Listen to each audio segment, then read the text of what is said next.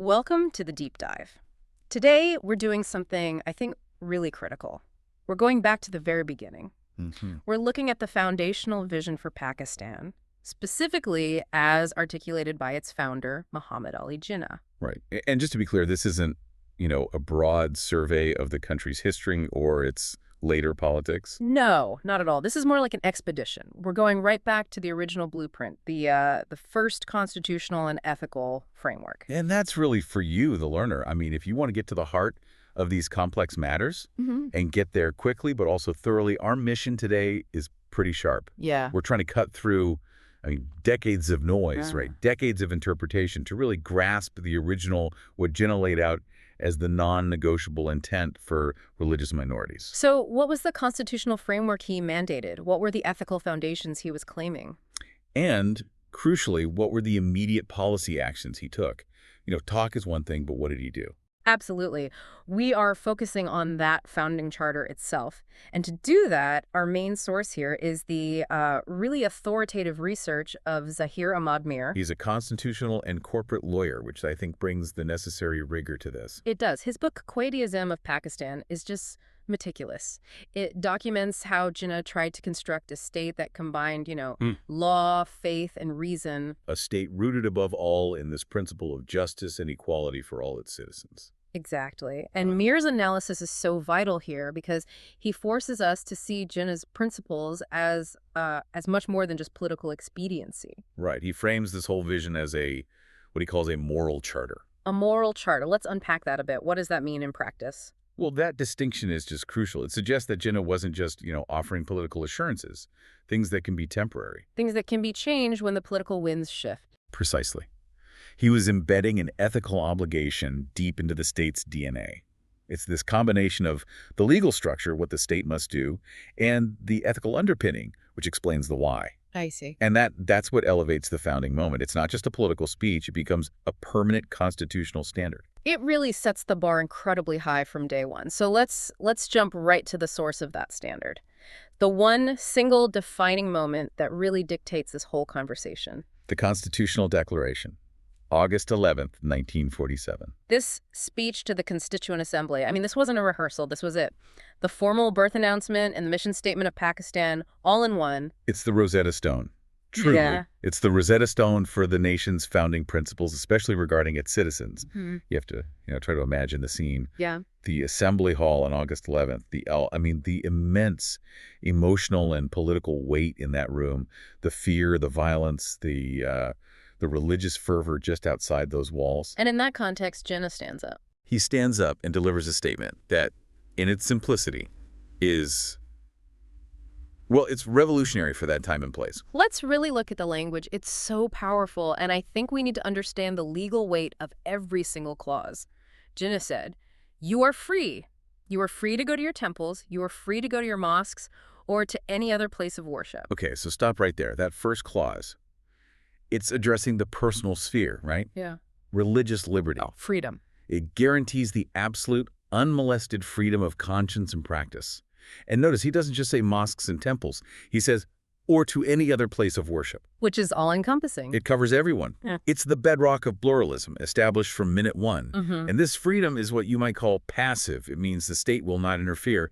But then he goes further. He moves from the private sphere of belief to the civic contract with the state. Right. He continues, "You may belong to any religion or caste that has nothing to do with the business of the state." And that last part, that final sentence, that is the true legal masterstroke. That has nothing to do with the business of the state. Yes. Mir stresses this over and over. This was not some political nicety. It wasn't him just being polite.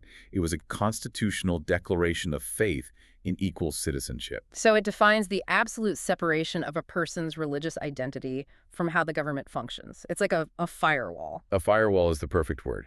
If the state's business, governance, taxation, justice, administration, is entirely separate from the religious identity or caste of a citizen, then what does that mean? It means the contract between you and the state is purely civic. Exactly. It's a promise. Yeah.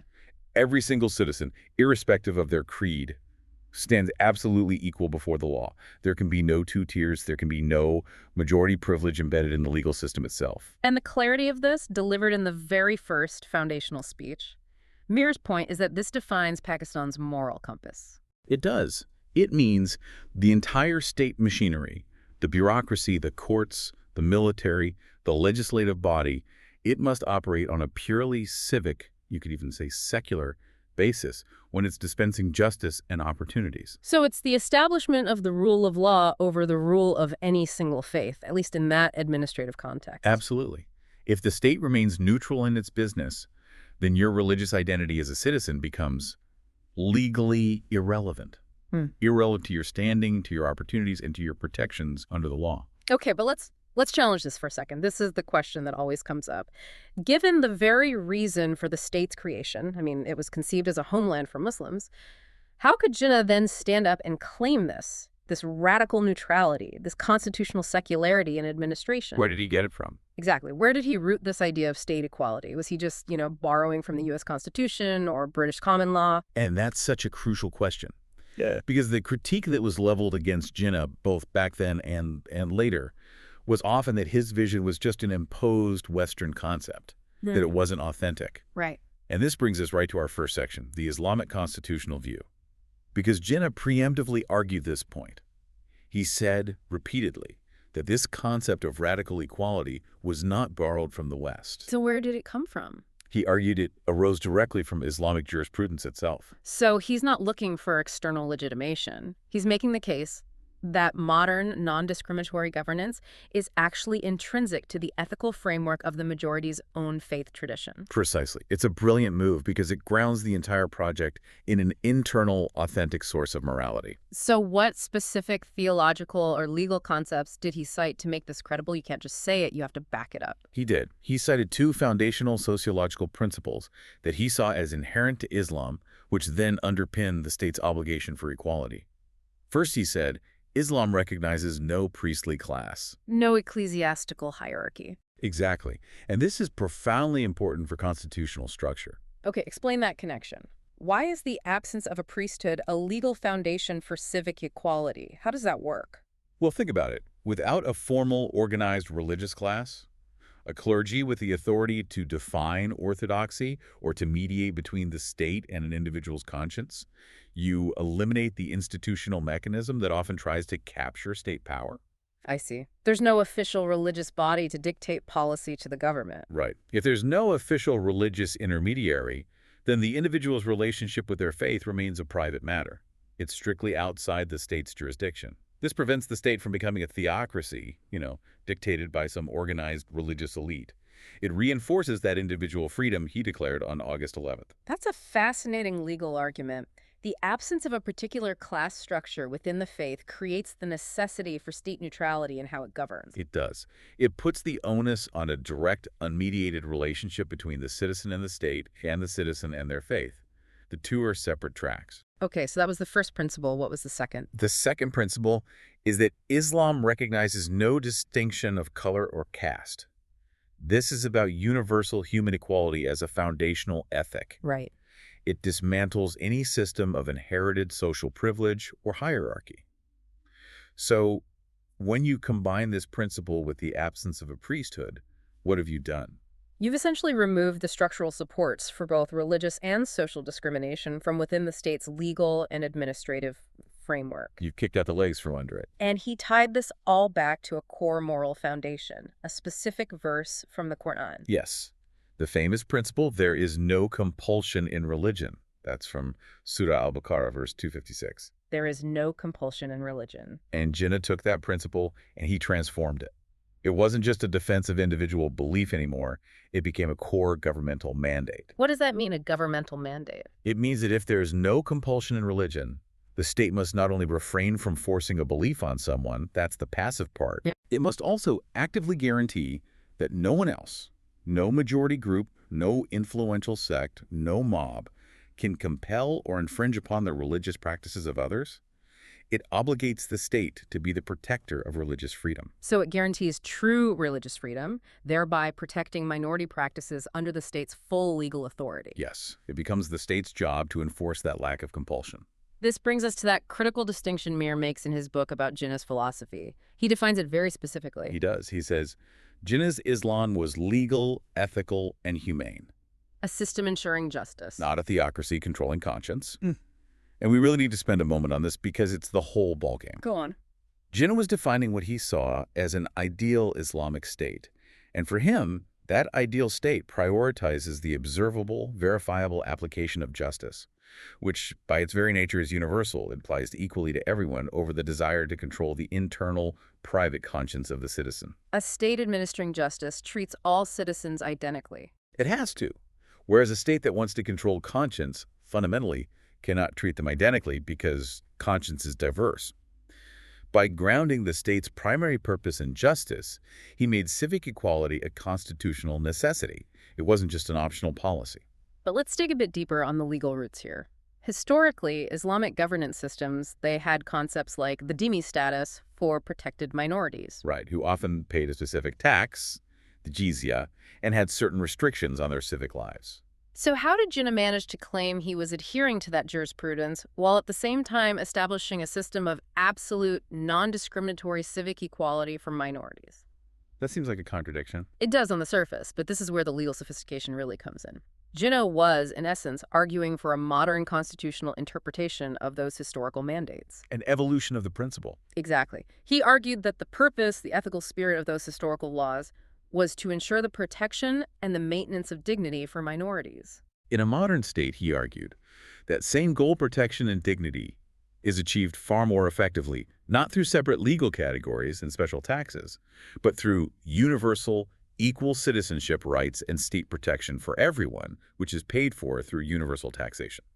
So he's saying the goal is the same protection, but the mechanism has evolved to be more just and efficient in a modern context. Precisely. By integrating that protection into a universal legal framework, he grounded his modern, non-discriminatory constitutional structure within the ethical spirit of the tradition itself. He could claim it wasn't a denial of history, but an evolution that actually better met the standards of justice required by that very tradition. And by doing that, he basically neutralized any potential later arguments that minority rights were just some secular idea imposed from the outside. He did. He made minority rights an inherent and non-negotiable part of the state's own claimed ethical foundation, rather than relying on, external and potentially controversial secular imports. It's a powerful philosophical move. It shifts the entire debate away from religious identity and towards ethical governance. The state's duty is not about measuring piety. Its duty is the impartial application of the law. And that law, by Jinnah's definition, is inherently just and ethical for all.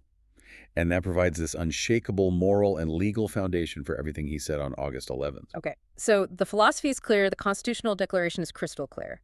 But the real test of any foundational idea, it comes in the execution. Especially in the middle of the unprecedented chaos of 1947. Right. It's one thing to stand up and declare equality in an assembly hall. It's a whole other thing to implement it when millions of people are on the move, institutions are collapsing, and sectarian violence is, it's rampant. And this moves us into our second section, from assurance to action.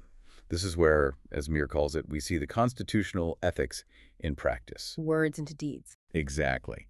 Jinnah recognized that the state's commitment had to be immediate. It had to be tangible. His directives were swift, and they were aimed at forcing the new, fragile state apparatus to function according to the moral charter he had just laid out. Given the atmosphere of communal violence, what was the first and most essential directive? It had to be the mandate for the protection of rights. Jinnah immediately directed the provincial governments to actively protect minorities' lives and properties. Let's focus on that word, actively. This isn't passive tolerance, just allowing them to exist. No. This is an active assumption of state responsibility. It's proactive. Let's talk about the practical implications of that. You're a local district commissioner in, say, 1947. What does active protection demand from you on the ground? It demands that you exert the full maximum force of the state to ensure safety. For that district commissioner, it meant you had to mobilize whatever police or military units you had available to guard minority neighborhoods. Especially in flashpoint cities like Lahore or Karachi. Absolutely. It meant ensuring that their assets, their homes, their businesses, their agricultural land were not subject to illegal confiscation or violence. It forced the new state administration to prioritize the safety of its most vulnerable citizens as the ultimate expression of equal law enforcement. So this commitment to active, proactive defense is the real measure of equal citizenship, especially in a crisis. It is. Anyone can promise equality in peacetime. The real test is when things are falling apart. We often forget the power of media and rhetoric, especially in these fragile periods. Jinnah also focused on media ethics. This is such a visionary move. He recognized that the written word can be just as destructive as any mob. He specifically instructed the press to avoid sectarian hate. In a newly formed state where public opinion was so volatile, this set an immediate standard for public discourse. A very high standard. He was trying to shape the national conversation from day one. But how do you enforce something like that in such a fragile environment? How do you enforce it without it looking like, heavy-handed state censorship? It was primarily enforced through his immense moral authority, and also by leveraging the licensing process for media outlets, which were still highly regulated in that post-colonial context. So there was a mechanism. There was. The instruction was clear. The public space, especially the press, has to maintain a civic tone. By banning sectarian hate, and that means language designed specifically to incite religious antagonism against certain groups, he was trying to enforce the civic equality principle in the cultural sphere. The idea being that the state can't allow its citizens' dignity or safety to be undermined by irresponsible or inflammatory communication. It's part of that active protection, protecting people from violent words, not just violent actions. Now, beyond these top-down orders, the source material notes Jinnah's direct engagement. Yes, he met with delegations, Hindus, Sikhs, Christians, Parsis, offering them personal assurances of full equality. Why was that personal engagement necessary? I mean, if the legal declarations were already made and the orders were sent out. Because law provides the structure, but personal engagement builds trust and legitimacy. And that's especially true among populations that are riddled with, frankly, justifiable fear. Right. When the highest authority of the land, the founder himself, sits down with minority leaders, it does two critical things. First, it reinforces the legal declarations with psychological comfort. It shows he means it. And second, it provides a direct line of communication for their concerns. It bypasses the bureaucracy. It sends this undeniable message. Your status is secure, and your concerns are central to how this new state will be governed. But I think the most profound statement about their integration comes a little later, from the Karachi press conference in 1948. Yeah. This is where he defines the shared prosperity mandate. Yes. The quote is just. It's so potent. He says, minorities are an integral part of Pakistan's body. They must share in its prosperity. Integral part. Let's break that down. That phrase, integral part, is the synthesis of Jinnah's constitutional ethics. It means they're not simply tolerated guests. They're not temporary residents. They are not second-class citizens who are allowed to exist on sufferance. They're indispensable. They're woven into the very fabric of the nation. And their removal or their injury damages the whole body. I want to focus on that phrasing, though. If you are an integral part, why do you need a separate mandate to share in prosperity? Doesn't that sort of imply they were still viewed as a separate group that needed special attention, which might contradict the August 11th Declaration of Universal Equality? That is an excellent point, and it requires a bit of nuance. I don't think it's a contradiction of equality. I think it's a recognition of historical and immediate structural vulnerability. Okay, explain. Equality before the law is the legal principle. That's the foundation. But shared prosperity is the policy directive you need to counteract existing social inequalities and potential prejudice. I see. So if minorities are starting from a structurally disadvantaged position, just declaring legal equality might not be enough to guarantee an equal outcome. Exactly. Therefore, the mandate to share in its prosperity is a kind of affirmative action. It's not to grant special rights, but to ensure that the legal equality actually translates into real-world economic and social inclusion. So it mandates that governmental planning, economic policy, it has to consciously make sure resources and opportunities reach them. Yes. It elevates the standard from passively protecting their rights to actively guaranteeing their inclusion in the nation's progress. And that distinction, the legal principle versus the policy needed for an equitable outcome, that's what Mir defines as constitutional ethics in practice. It is. It moves the government's role from just being a passive regulator to being an active guarantor of social justice. So if a nation is truly a moral commonwealth, as he called it, its wealth and opportunity can't be monopolized by the majority. And if the minorities must share in the prosperity, then the government is constitutionally obligated to prevent their economic marginalization and to actively foster their integration. So now we move into the actual execution. Section 3, Building a Just Administration. How did Jinnah make sure this vision actually permeated the machinery of the state, the offices, the courtrooms, the command centers. Because a constitutional declaration, as we've said, means very little if the civil service, the people doing the work, remain biased. Right. So the focus here is on demonstrable proof of trust. And it had to happen in that first crucial year. If the state machinery is dominated only by the majority, the guarantee of equality is just meaningless rhetoric. So Jinnah enforced this non-discriminatory governance by immediately focusing on senior personnel. Okay, let's look at the evidence. The source highlights appointments to senior posts. It says minority citizens were appointed to senior posts across key branches of government. What does that actually look like in practice? This was a direct, very visible demonstration of trust. So let's take the judiciary. Appointing minority citizens to senior judicial positions, like to the High Court or the Federal Court, what does that signal? It signals to the entire nation and to the world that the final arbiter of justice operates above religious bias. The law is truly blind, because the people who enforce it are chosen based on merit and loyalty to the state, not their faith affiliation. Okay, what about the military and the civil service? I mean, that's the apparatus of force and administration. Those are even more critical, in a way. This was a time of war and immense internal instability. To appoint non-Muslim citizens to command posts in the armed forces, or to key administrative positions in the civil service, these are positions of immense operational power. It's a huge risk. It was the strongest possible evidence that loyalty to the state transcends all religious identity. It established that Pakistan was trusting its citizens based on their civic allegiance and their competence, irrespective of their creed. So it was a powerful public statement. It was aimed at cementing the loyalty of the minority population, but also at establishing this non-sectarian ethic of state service for the majority. Exactly. It tells everyone, this is how we operate. This is the standard. And this also addresses that safety aspect we talked about earlier. If minority citizens are embedded in the security and judicial apparatus, they're not just relying on the majority's goodwill for protection. They are actively part of the system that provides that protection for everyone. It gives them agency. The second practical action you mentioned was the state protection of worship. Yes. Churches, temples, gurdwaras, other non-Muslim places of worship, they received explicit institutional state protection. In the context of 1947, why did they need explicit state protection? Weren't they already covered by general law like any other building? Well, the general law was unstable, to say the least. Yeah. The explicit protection solidified the idea that the state serves and safeguards all faiths practiced within its borders. It treated minority places of worship not as just private vulnerable assets, but as national cultural assets under the guardianship of the state.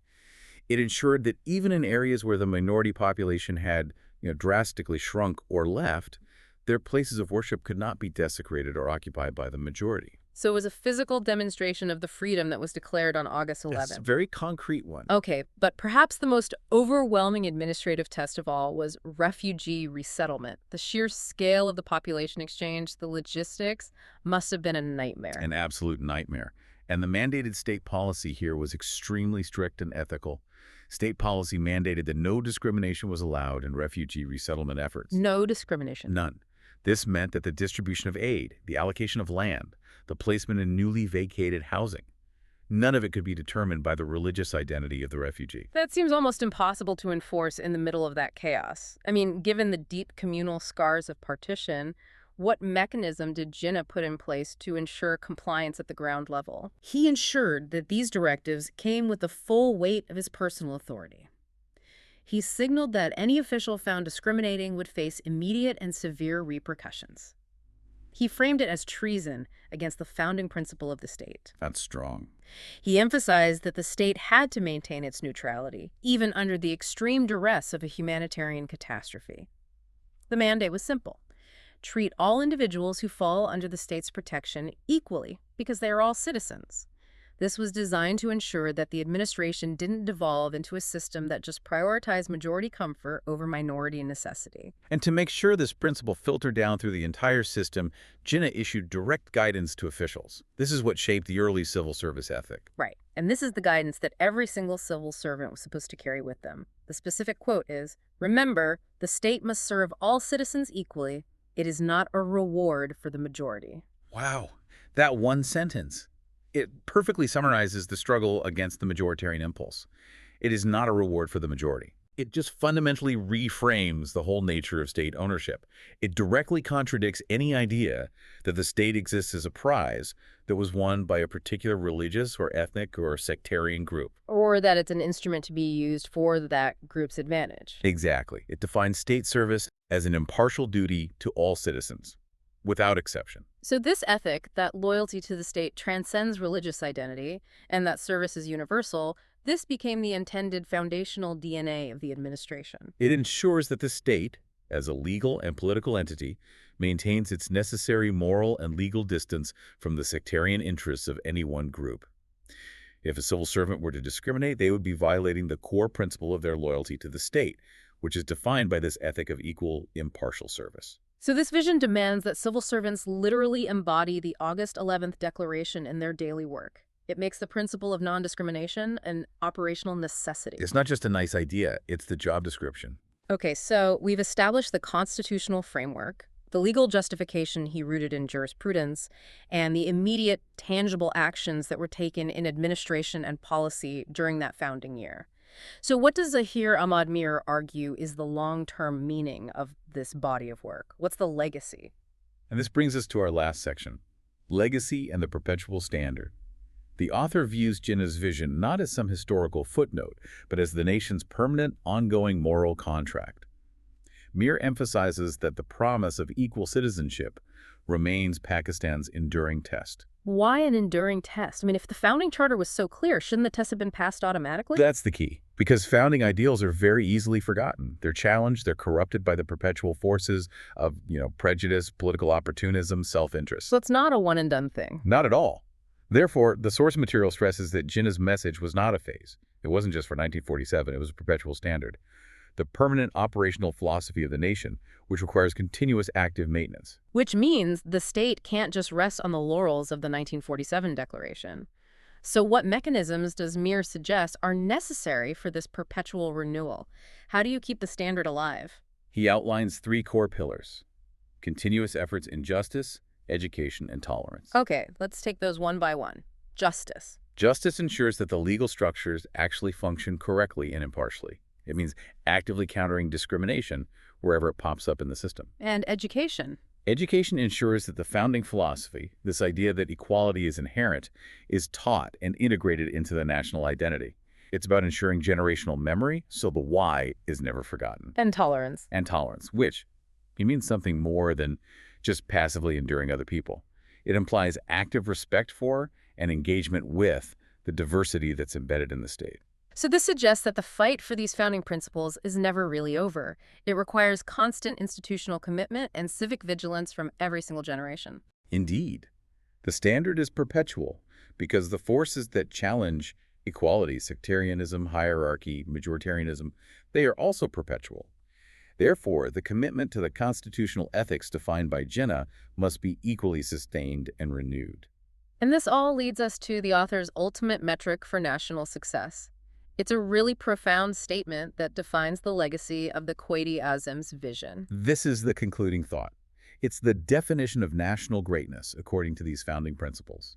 The quote is, "The greatness of a nation is measured not by the faith of its majority, but by the safety and dignity of its minorities." That is a total inversion of what many nations might consider their measure of success. It argues that a nation's strength isn't derived from its religious homogeneity or the size of its majority, but by how securely and respectfully it treats its most vulnerable populations. And we have to dissect that crucial distinction that Mir provides there, safety versus dignity. Right.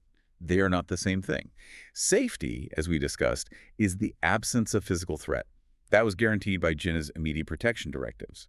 But dignity is much broader and much more challenging to achieve. So what does that concept of dignity entail in the context of how the state operates?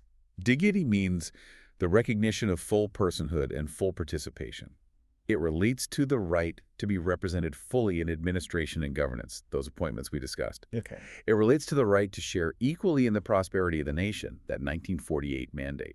And maybe most critically, it means having one's identity, one's culture, one's places of worship respected without reservation or condescension. So a minority population can be physically safe, but still lack dignity if they're systemically excluded from power or from economic opportunity, or if their culture is looked down upon. Exactly. And therefore, a failure to uphold dignity is a failure of the constitutional charter itself, regardless of how safe that population might be physically. So the promise of this moral commonwealth, it's not just about physical protection. It's about full institutional integration and respect. Jinnah's Pakistan was envisioned as a home where law, not prejudice, rules.